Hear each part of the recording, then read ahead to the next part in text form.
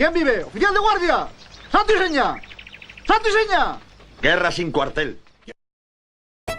Occidente está decayendo gradualmente, y los signos de esta agonía acelerada nos permiten asistir como espectadores al desmoronamiento lento y vertiginoso de la civilización que, alguna vez, fue la más ilustre y brillante de la historia.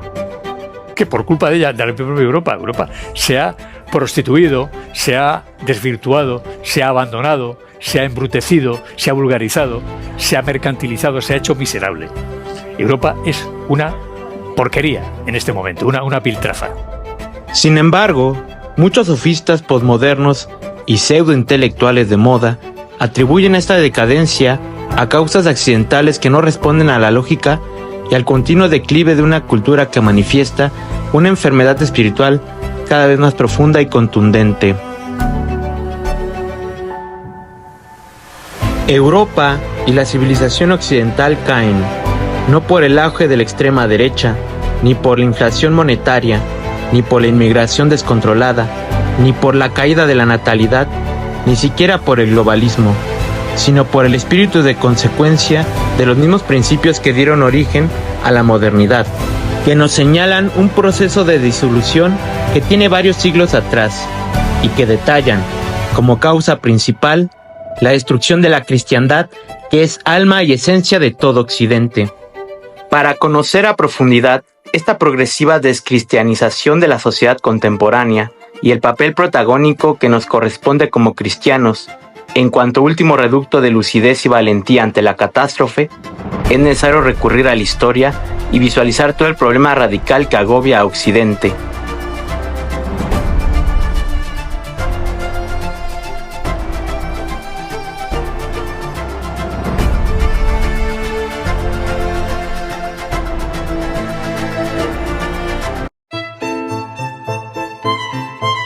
Nacido en Detroit en 1923, Frederick Wilhelmsen fue un pensador americano que, a mediados de los años 50 del siglo pasado, entró en contacto con la cultura católica española. En 1957 se traslada a Ávila, donde vive hasta 1959, mientras se doctora en la Universidad de Madrid, pasando a residir en Pamplona entre 1961 y 1965, fecha en que regresa a los Estados Unidos, instalándose en Texas como profesor de metafísica y filosofía política en la Universidad de Dallas. Allí murió en 1996 como un militante católico convencido. Uno de los descubrimientos que hizo en España fue el carlismo, al que se adhirió con todas las fuerzas, de manera que en sus disposiciones funerarias dejó escrito que pusieran entre sus manos, con el rosario, la boina roja.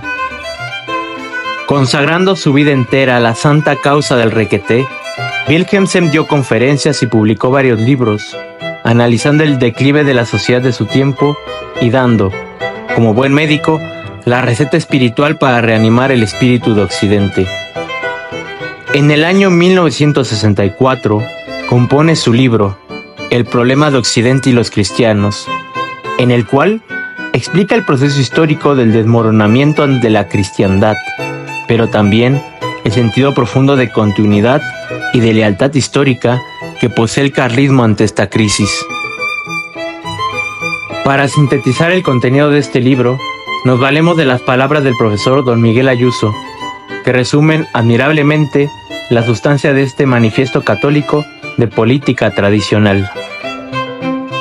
Con una sencillez y al mismo tiempo una profundidad admirables, ofrece una maravillosa interpretación teórica de la cristiandad, del impacto del Renacimiento, psicológico, político y religioso, de la relación dialéctica entre Renacimiento y Reforma protestante, del sentido de la Contrarreforma y el papel de España en ella, de la formación del absolutismo en Francia, del cinismo liberal y el mecanicismo sociológico que se halla detrás del estado de partidos, del comunismo como producto del liberalismo y la necesidad de escapar de la dialéctica que está en su base, de las limitaciones de las reacciones demócrata cristiana y fascista. Frederick Wilhelmsen inicia su estudio detallando cuáles son las características que configuraban la cristiandad, o en lengua coloquial, la mal llamada Edad Media. Pero también él propone explicar los descalabros históricos que, desde el Renacimiento hasta el comunismo de su tiempo, han llevado a la desintegración progresiva y la atomización de nuestra civilización cristiana y católica. Este libro tiene, en consecuencia, dos grandes objetivos, como lo señala Wilhelmsen en la introducción. Nuestros medios para conseguir esta meta son dos.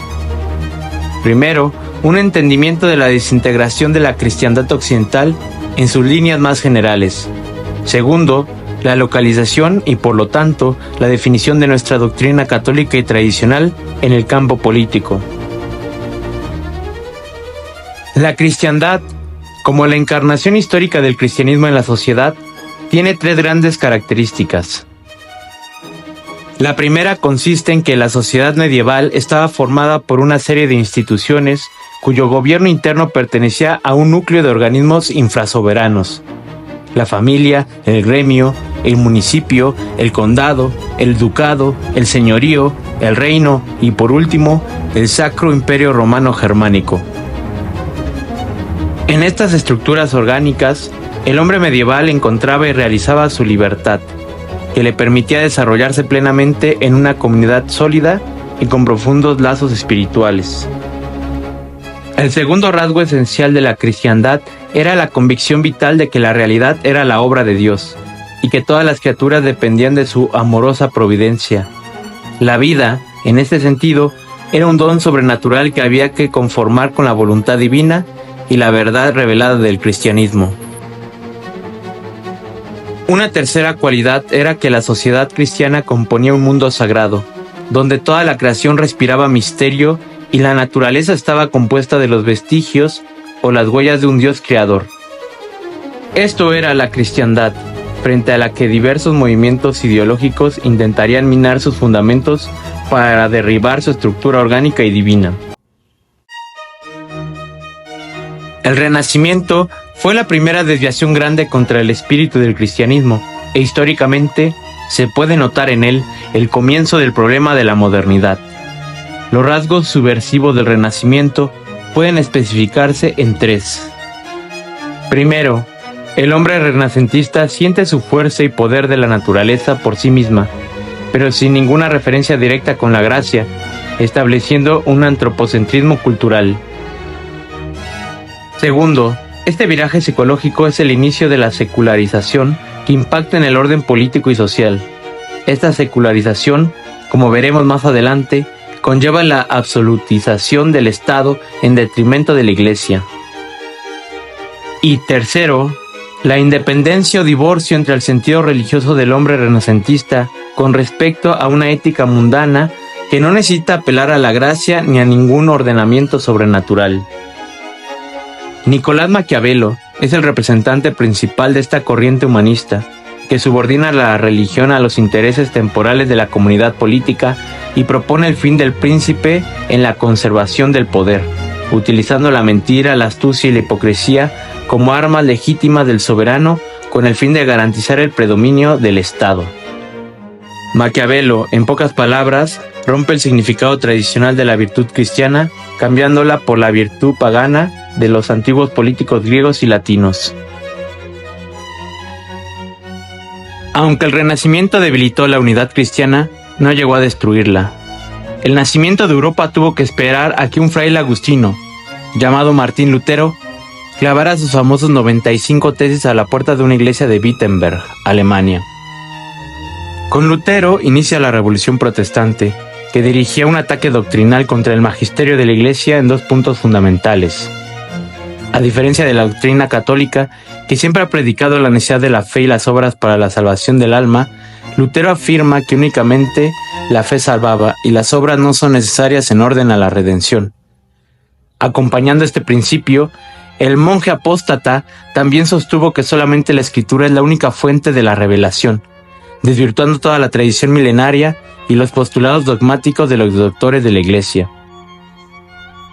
Por lo tanto, con la sola fides y la sola escritura, Lutero vendría a fragmentar la cristiandad en dos cuerpos políticos irreconciliables. Ahora bien, si bien la doctrina de Lutero adolece de firmeza y coherencia dogmática, debido a que nace principalmente de su angustia existencial, el reformador que vendría a sistematizar el cuerpo teológico protestante fue Juan Calvino, que, en Ginebra, asentó su proyecto político con la bandera de su propia herejía, que, en cuanto al problema de los predestinados, es decir, ¿cómo saber si somos salvos cuando las obras y los sacramentos no me garantizan la santificación del alma? Calvino formuló un sistema coherente en oposición a la doctrina católica. Aquí su razonamiento en palabras del profesor Wilhelmsen. Aunque mis actos no valen un bledo para mi salvación, no obstante, son un signo o un símbolo de aquella salvación. Dicho de otra manera, un hombre salvado por Dios puede darse cuenta de su salvación, puede separarse de la masa de los condenados, si Dios le ha bendecido con los bienes de esta vida. La prosperidad material es una prueba de que Dios me ha elegido. Por lo tanto, el hombre calvinista buscaba la prosperidad material como prueba de su salvación y como justificación de su existencia. Con esta premisa, el calvinismo pone los fundamentos para establecer la mentalidad incipiente del capitalismo, ya que, sin la postura de Calvino, los medios nuevos de la industria habrían sido encausados y disciplinados por la moralidad católica, y el mundo habría sido completamente diferente de lo que es ahora. Además, el espíritu economicista del calvinismo permitió el desarrollo posterior del liberalismo en el ámbito político. Por lo mismo, en los países protestantes como Inglaterra, Escocia, los Países Bajos y los reinos germánicos, se desarrolla esta mentalidad calvinista que también da origen, paradójicamente, al absolutismo en aquellos países. Con la doctrina de que la fuente de la fe depende exclusivamente de las Sagradas Escrituras, nace el problema de su interpretación y de sostener una autoridad que determine quién es el que establece la correcta lectura de la palabra de Dios. Ya desde Lutero y Calvino, corresponde a los príncipes en las monarquías o al Estado de la República la determinación de la religión de cada comunidad política. Por esta razón, el Estado y el rey pasan a conformar la autoridad absoluta en el ámbito político y religioso, para afianzar la religión de cada lugar, con lo cual el monarca obtiene un poder, legitimado directamente por la religión, de legislar a su antojo. La más clara evidencia de esta doctrina en la historia se da con Enrique VIII y los demás reyes ingleses que, con los presupuestos de Leviatán de Thomas Hobbes, garantizaron que toda la legitimidad política recayera solamente en el Estado. En consecuencia, el protestantismo, el liberalismo y el absolutismo, con la mancuerna del calvinismo, están hermanados en su origen histórico, así como lo describe Frederick Wilhelmsen. El liberalismo es el hijo del calvinismo y ambos son los enemigos perpetuos de la ciudad católica. Un hombre incapaz de darse cuenta del papel del protestantismo y sobre todo del calvinismo dentro de la historia, no puede lograr ninguna visión de la crisis de nuestro tiempo. El liberalismo, que es la secularización de la doctrina protestante, establece un racionalismo teórico que impactaría profundamente en la sociedad moderna. Así, el racionalismo rechaza el sentido tradicional de un universo sacramental. La realidad sacramental lleva consigo la aureola de lo divino, de la intervención de Dios en los asuntos cotidianos del hombre y en las cosas que le rodean. Por lo tanto, el racionalismo se sentía forzado a rechazar la monarquía tradicional y católica, puesto que tal monarquía encuentra su última justificación en su carácter sagrado, en el pacto entre el pueblo y el rey, cuyo tercer elemento es la gracia de Dios. También, el racionalismo liberal se vio forzado a negar todas las sociedades inferiores, las infrasociedades que eran el fruto de la sociedad cristiana europea. En este racionalismo extremo surge un individuo aislado de la comunidad y de los cuerpos intermedios que se encuentra a expensas de la autoridad de un Estado omnipotente.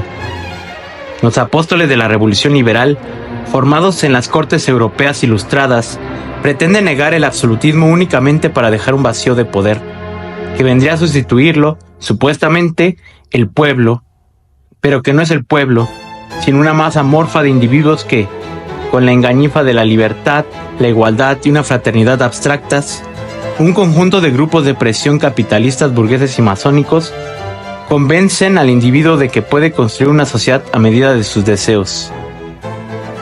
La revolución liberal es astuta y no cabe negar la profunda influencia de la masonería en la descristianización de los pueblos europeos y americanos para establecer el honor al gran arquitecto de la masonería, que es el Dios liberal, en sustitución del Dios trinitario de la doctrina católica. Frederick Wilhelm afirma sobre la Revolución Francesa: la Revolución de 1789 fue la obra de la burguesía calvinista, de la aristocracia y de las escorias de la capital. La basura del pueblo se unió con el dinero y con los marqueses a fin de asesinar al rey y a su familia y someter al pueblo a una década de carnicería hasta entonces desconocida en toda la historia del hombre civilizado. La edad liberal ya había comenzado. La mirada penetrante del escritor católico logra entrever la continuidad de un proceso subversivo que encadena muy fino los movimientos ideológicos anteriores hacia la conformación de una ideología comunista que, aunque en apariencia se muestra como enemiga del liberalismo y del capitalismo, es su retoño más ilustre. La masificación y la automatización de la sociedad, que eran sus resultados, sembraron las semillas del marxismo. Si el liberalismo no hubiera existido, el marxismo tampoco habría nacido. Este no es el único pecado del liberalismo, pero sí es uno de los más graves. Gracias al liberalismo, el individuo se convierte en asalariado y trabajador de la fábrica, sometido a una servidumbre ante el burgués y el capitalista. De esta forma, con el engaño del liberalismo, surge una doctrina comunista que, como señala Federico Wilhelm, es el producto más típico y más importante del liberalismo. La revolución marxista, en nombre de la clase proletaria, asume la dialéctica hegeliana como su esqueleto espiritual para vertebrar un materialismo histórico que tiene muchísimo de ideológico y muy poco de científico. Si bien es verdad que, junto con el marxismo o el socialismo científico, existen otro tipo de ideologías sociales de carácter colectivista, como fueron los socialismos utópicos o la socialdemocracia, Carlos Marx y Federico Engels postularon el sistema de pensamiento más antitético frente a la doctrina católica que Wilhelm resume en los siguientes rasgos fundamentales. Primero, el comunismo aspira a la sociedad sin clases, por lo cual, antes de conquistar esta utopía de la sociedad comunista, es necesario transitar en un sistema socialista en donde todos los medios de producción queden a disposición de una dictadura del proletariado a través de una revolución violenta. Segundo, la sociedad comunista es, en su aspiración última, internacionalista, negando cualquier vínculo del hombre con relación a su patria, a la comunidad, a la familia y a cualquier tipo de religión. Por último, y más importante, el comunismo es abiertamente ateo y anticristiano, porque precisa establecer el reino del nuevo hombre que, con su intrínseco mesianismo secular, logre establecer a la humanidad como Dios misma.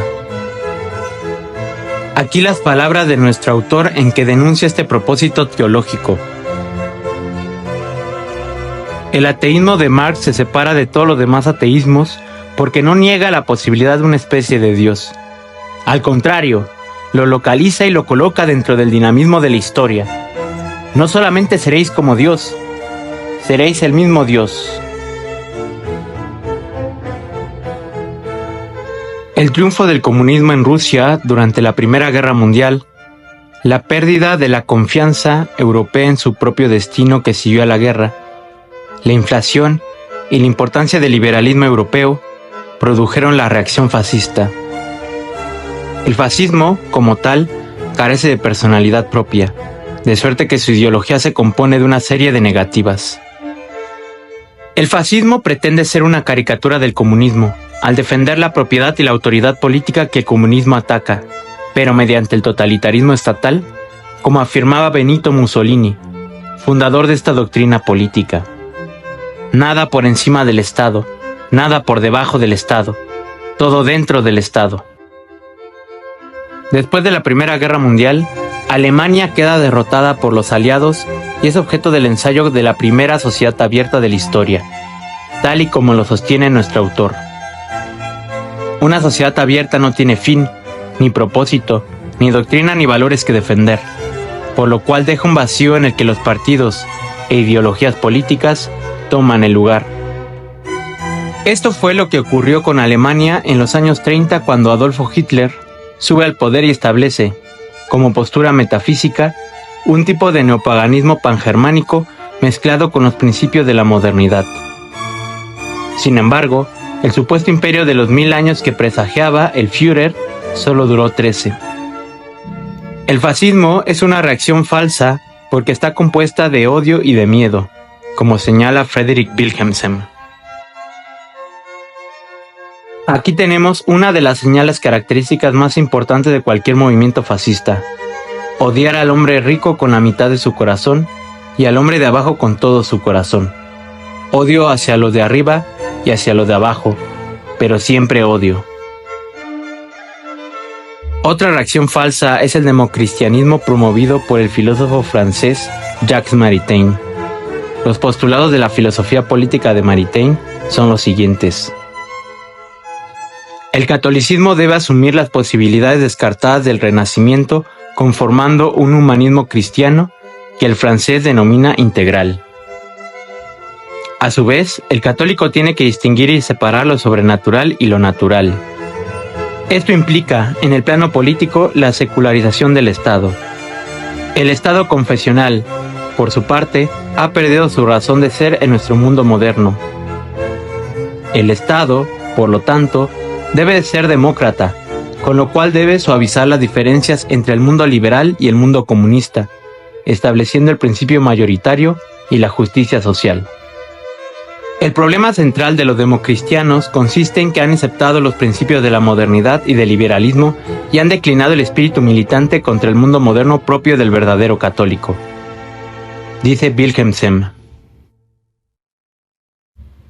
No dudamos en absoluto de la buena voluntad de Maritain aquí.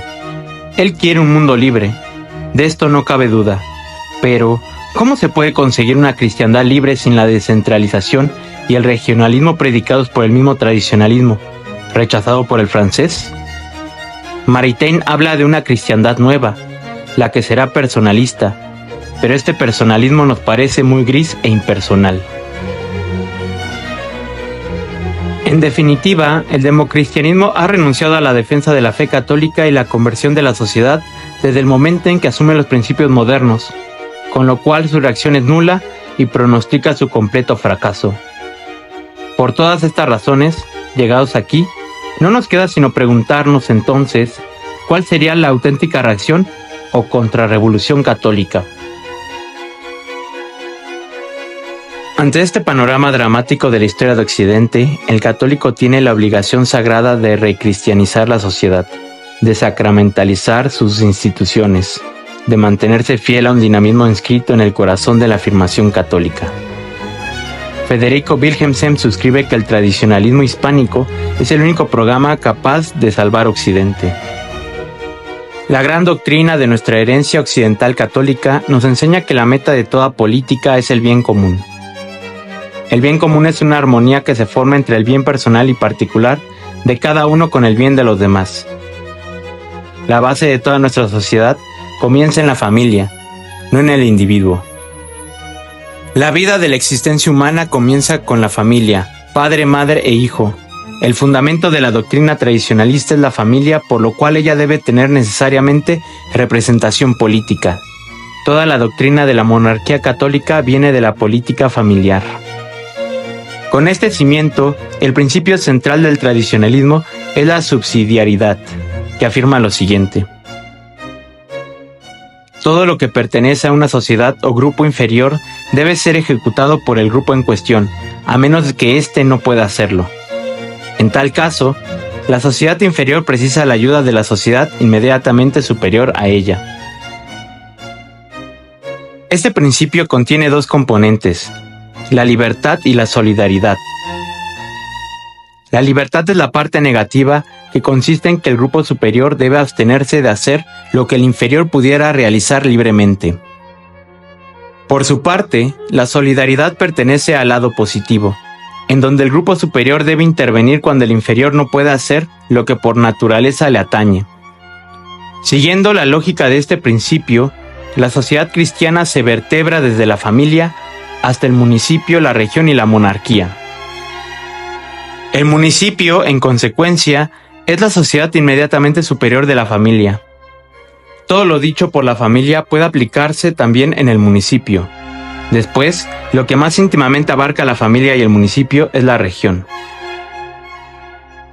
Aunque la región no es una sociedad políticamente perfecta, con una soberanía total, puede convertirse en una sociedad infrasoberana, limitada desde abajo por los municipios y desde arriba por un gobierno nacional que abarca una serie de regiones.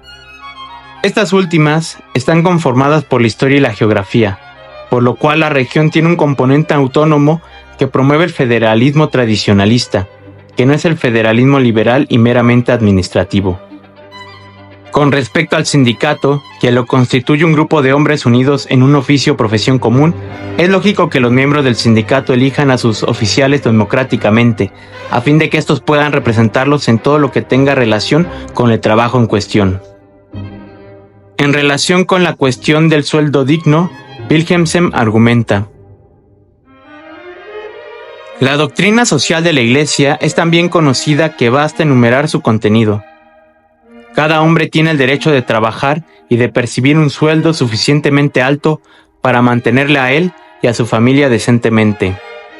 Se puede definir sueldo decente de esta manera: tiene que ser suficiente para el sustento de la familia, para la formación de los hijos y para el ahorro necesario para la manutención de los padres en los años de su vejez. Con este esquema social, es natural que el gobierno nacional solamente puede intervenir en los asuntos de la sociedad cuando los organismos autónomos de ésta no pueden alcanzar sus propias metas. Esa intervención se justifica porque el bien común de toda la comunidad depende del bien común de sus partes. En ese sentido, las Cortes en las Españas eran los cuerpos políticos que representan cada reino y región de estas. Las Cortes deben legislar de acuerdo con las tradiciones de cada reino y en conjunto con el monarca. Finalmente llegamos a la monarquía tradicional y popular, que recibe su legitimidad de la familia, porque la monarquía no es más que la familia de toda la comunidad donde la cabeza es el rey. Este, por lo mismo, tiene el deber de proteger y velar por todos los cuerpos infrasoberanos que componen la comunidad política y es responsable de todas las decisiones que tome, compareciendo ante las Cortes y los cuerpos intermedios en caso de que no promuevan el bien común del pueblo. Resume nuestro autor el espíritu de nuestro programa. El poder real, por consiguiente, no está limitado por su ministerio, sino por las instituciones del pueblo, unido a través de sus representantes en las Cortes, por los fueros de los reinos, señoríos y condados, por los derechos municipales y, últimamente, por la ley natural y divina expresada por la voz del Papa. Si escudriñásemos la ruina del siglo pasado, si examináramos todas las fuerzas que han trabajado incansablemente para la liquidación de la tradición católica española, si andáramos en las causas que han producido la crisis de nuestro tiempo, tendríamos que absolver de responsabilidad a una sola bandera política. Tendríamos que reconocer que una comunión ha contrarrestado las fuerzas de disolución y de decadencia. Veríamos que un pueblo y una doctrina, encarnada en una dinastía, han previsto con una claridad asombrosa y casi profética las consecuencias del siglo del liberalismo y se han puesto heroicamente en contra de su marcha: el carlismo. El carlismo es la doctrina más pura del tradicionalismo español. Por esta razón, para Wilhelmsen, el carlismo es la respuesta al problema de España, sino también un espejo puro de la tradición católica en el orden político-social. El carlismo es una historia y un pueblo unido con una dinastía, luchando por Dios contra el robo de la Iglesia, luchando por la patria contra la destrucción de las instituciones cristianas, luchando por los fueros contra el empobrecimiento de millones de españoles y luchando por el rey legítimo contra la República marxista en la Cruzada del 36. El carlismo ostenta un lema que engloba su bandera: Dios, patria, fueros y rey. El carlismo no solo defiende una dinastía, sino que enarbola la legitimidad, la legalidad y la lealtad de la herencia histórica de España y del Occidente. La legitimidad se refiere a la familia, la legalidad al pueblo, la lealtad a una persona.